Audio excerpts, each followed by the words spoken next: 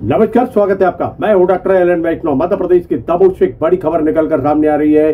Police को सफलता मिली है 3 आरोपियों को गिरफ्तार करने में। ये जो आरोपी हैं वो तिहरे हत्याकांड के आरोपी हैं, यानी 3 लोगों की गोली मारकर और धारदार हथियार से हत्या करने का जो मामला दमोह के देहात थाना अंतर्गत आने वाले बांसा तारखेड़ा का सामने आया था, उसके ये आरोपी है। और 48 घंटे से कम समय में पुलिस ने 3 आरोपियों को गिरफ्तार कर लिया है। एक आरोपी अभी फरार बताया जा रहा है। पुलिस विवेचना में लगी हुई है। पुलिस का कहना है कि जांच में और पूछताछ में जो और नाम निकलकर सामने आएंगे, जो पहलू निकलकर सामने आएगा, उसके बाद आगे कार्रवाई और की जाएगी। फिलहाल में 3 आरोपियों के गिरफ्तार होने की खबर है। और दमोह के पुलिस अधीक्षक त्रुतकृति सोमवंशी ने पत्रकार वार्ता के दौरान ये पूरी जानकारी दी है। उन्होंने पत्रकारों के प्रश्नों के जवाब भी दिए और बताया कि किसी भी मामले में और किसी भी तरह किसी भी व्यक्ति को छोड़ा नहीं जाएगा अगर उसकी संलिप्तता पाई जाती है तो। लेकिन प्रथम दृष्टया जो मामला सामने आया है वह 1 माह पूर्व हुए घटनाक्रम का ही स्वरूप है, उसी की पुनरावृत्ति है। क्योंकि जो घटनाक्रम हुआ था उसमें दोनों पक्षों के विरुद्ध FIR थी, दोनों को बाउंड ओवर किया गया था, समझाई दी जा रही थी। लेकिन ये मामला सामने आ गया, 3 लोगों की हत्या हो गई और हत्या के पीछे का वही कारण अभी निकलकर सामने आ रहा है कि जो 1 माह पूर्व घटना घटित हुई थी।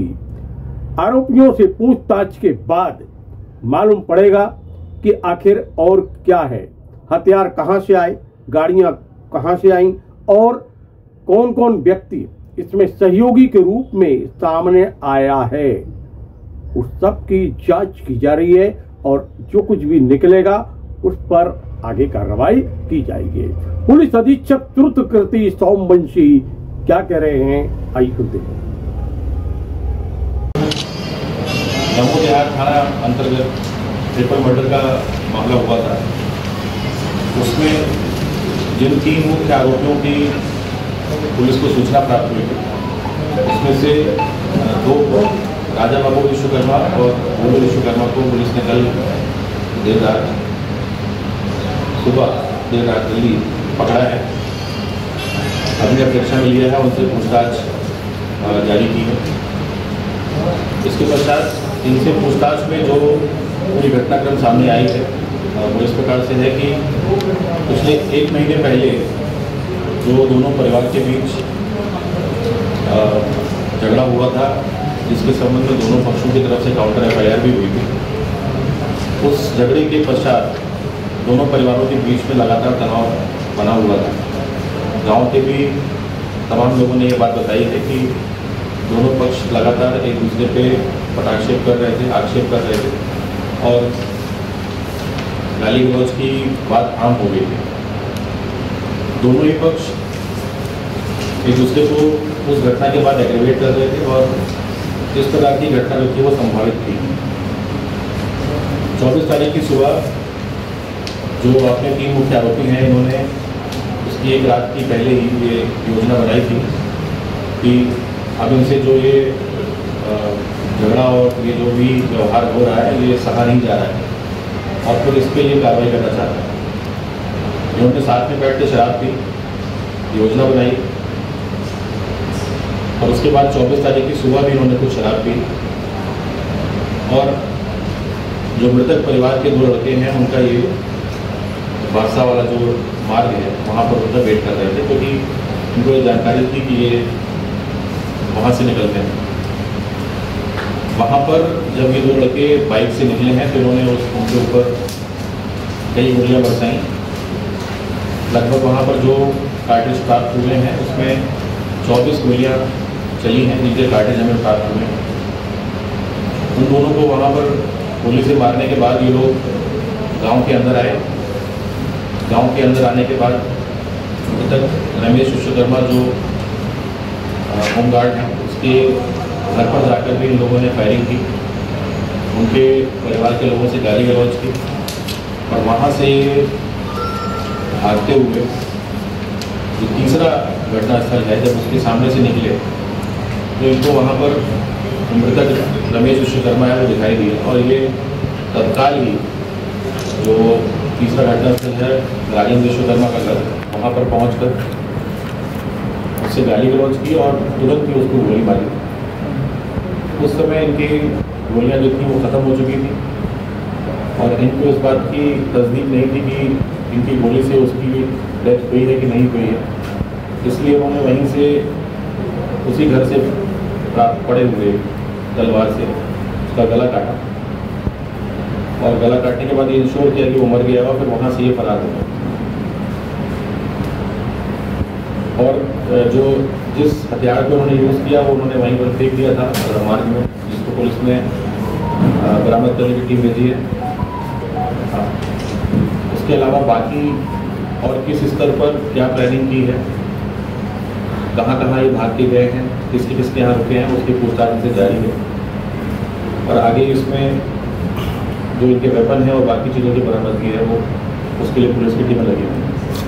सर दोनों पक्षों का के ऊपर FIR थी आपने बताया, तो दोनों पक्षों में से ये जो एक नाम और उभर कर आ रहा है वो भी क्या इसमें सम्मिलित है? कॉलोनाइजर का नाम आ रहा है, किसी कॉलोनाइजर का नाम जो आ रहा है वो भी क्या इसमें सम्मिलित है क्या? दरअसल जो मुख्य आरोपी है राजा विश्वकर्मा, वो जो कॉलोनाइजर हैं वो उसके एम्प्लॉई जी जी जी। आमतौर पर ये जो इस तरह की घटनाएं होती हैं उसमें जो दो पक्ष हैं उनके आपसी विवाद की वजह से बहुत लोगों का नाम भी जोड़ा जाता है जो उनके साथ इन्वॉल्व होते हैं। हम इस संभावना से इनकार नहीं करते हैं, हम इस चीज़ की इन्वेस्टिगेशन और पूछताछ उनसे कर रहे हैं, उनको किस प्रकार की कहाँ से कैसी हेल्प हुई है।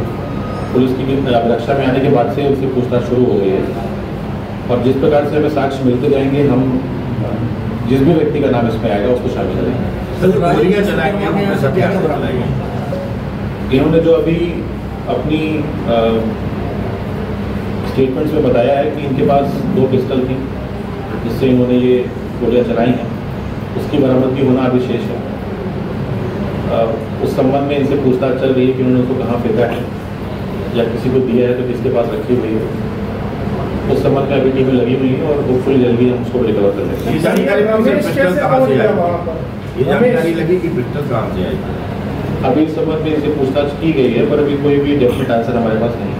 सर पीड़ित परिवार के यहाँ से सर कुछ कट्टा वगैरह जो प्राप्त हुए वो किसके हैं?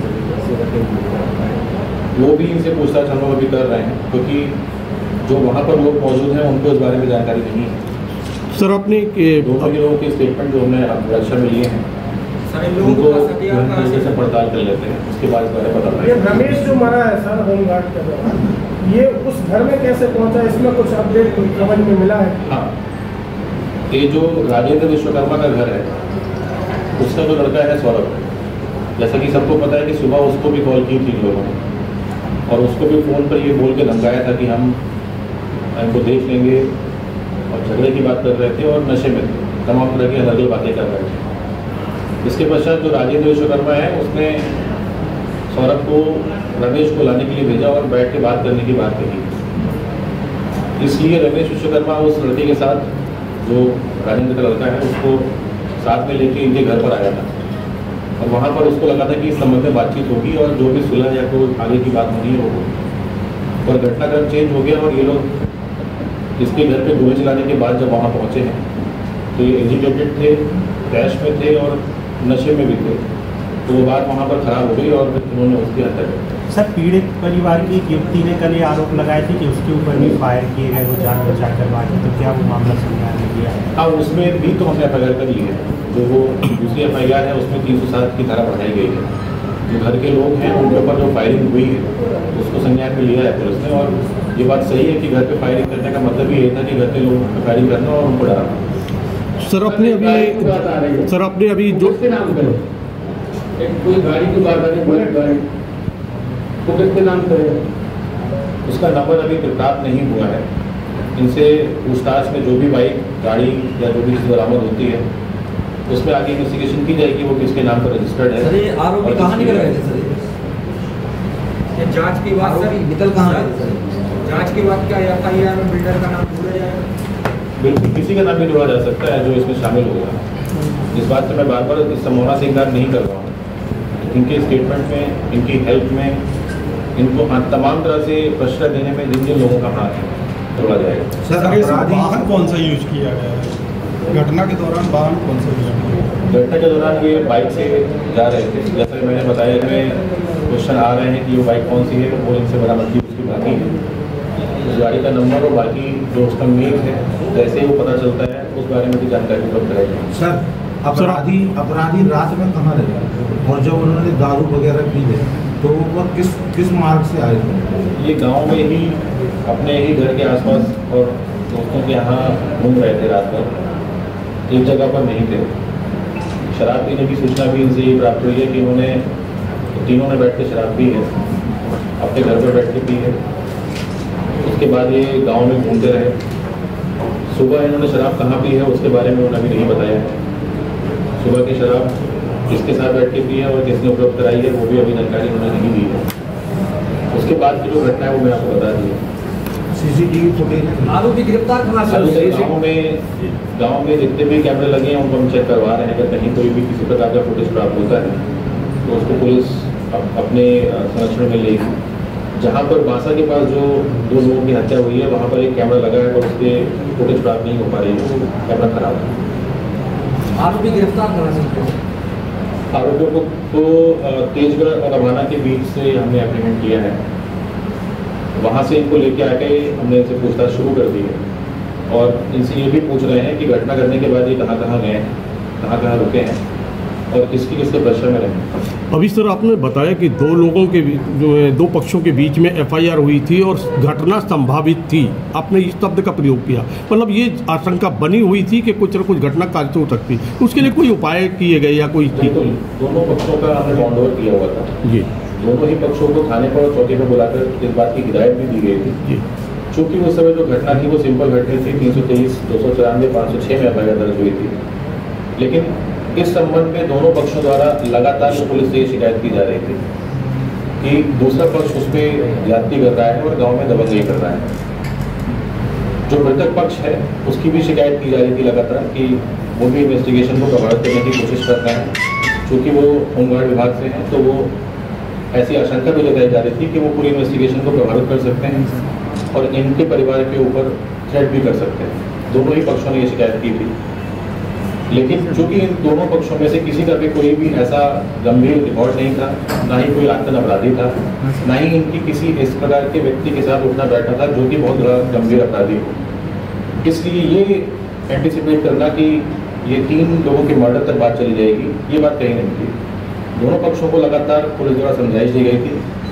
दोनों पक्ष मेरे पास भी पेश हो चुके थे। मैंने उन दोनों को पक्षों को अलग अलग सुन के उनको समझाया था और पहले भी ये बात बोली गई थी कि चूँकि एक ही समाज, एक ही परिवार के लोग हैं, आसपास रहते हैं, तो बैठ के बात कर ले किसी तटस्थ व्यक्ति के पास, और अगर शासन की, प्रशासन की, पुलिस की जरूरत है उसमें तो हम उसके लिए भी तैयार हैं। जैसा सर परिजन कह रहे हैं कि जो बछड़े के ऊपर गाड़ी चली थी वो विवाद है और जो बताया जा रहा है कि जमीनी विवाद, वास्तविकता क्या है? जमीनी विवाद की कोई भी सूचना, कोई एविडेंस सामने नहीं आया है। इस प्रकार का कोई जमीनी विवाद नहीं पाया गया है। जो लास्ट फ्लैश पॉइंट जिसको आप कह सकते हैं इस घटना का था वो 24 मई की जो घटना थी उसमें ये दोनों काउंटर पक्षों से FIR हुई थी वो थी।